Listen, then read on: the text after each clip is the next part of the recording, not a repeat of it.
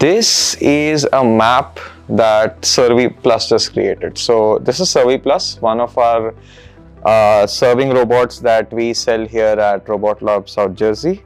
And right now we are in the process of mapping the ground floor of our Ideal Institute.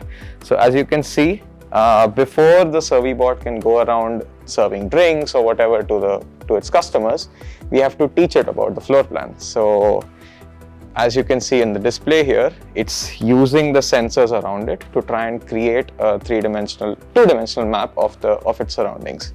Once we have done that, we can go and save it in its memory, and then we can mark specific points on the map. So, okay, that's Ragini's desk, that's my desk, that's someone else's desk, and we can then program it in the software in such a way that it can sequentially go to each of those desks, highlight one of the trays so the customers can just grab the drink, and then it will move on to the next location on the map. Once we've mapped it and added the pinpoints on the software, we can definitely go around and show you how the robot works. A number of things actually. So like Ashray said, we're mapping this room, this entire office, and once it's done, this robot can go to practically any point that is on the map, and we can mark that point as somebody's desk. So in terms of this office, let's say you want to send something to me, then you could just call the robot to your desk, place that item on the robot and send it to my desk.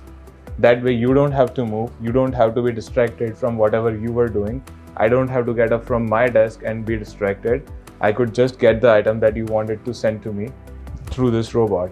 Now this is a use case for office spaces. Let's say you own a restaurant or a library, as we spoke about.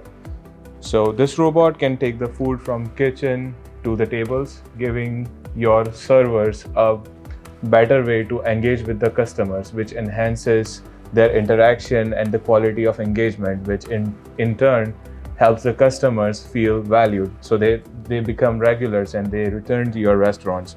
This will honestly also be some kind of novelty, because not a lot of restaurants have these, and this would certainly be a USP, a unique selling point for your restaurants.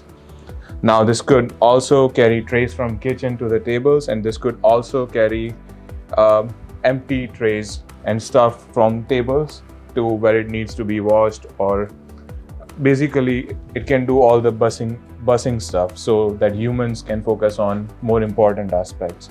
Let's say it's a big library and somebody requested a book from a specific table, then the librarian could probably pick that book out, place it on the robot and send it to the desk where the person is sitting.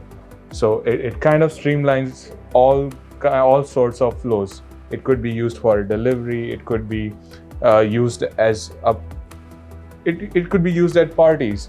It can carry cocktail drinks, whatever you want on this, and you could just have it go around making rounds among the people, and it could just serve the entire space on a rolling basis.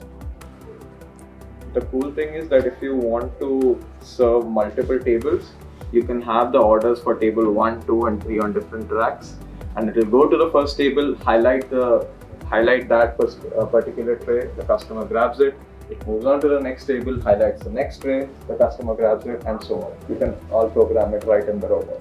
Now that we've programmed her desk, we'll be sending her some chips and a bot. Have a good one. Okay, Ava, go.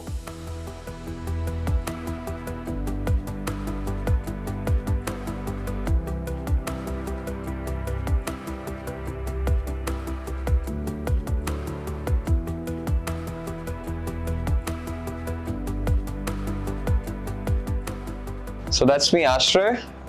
Thanks for joining us today on this week's Tech Talk.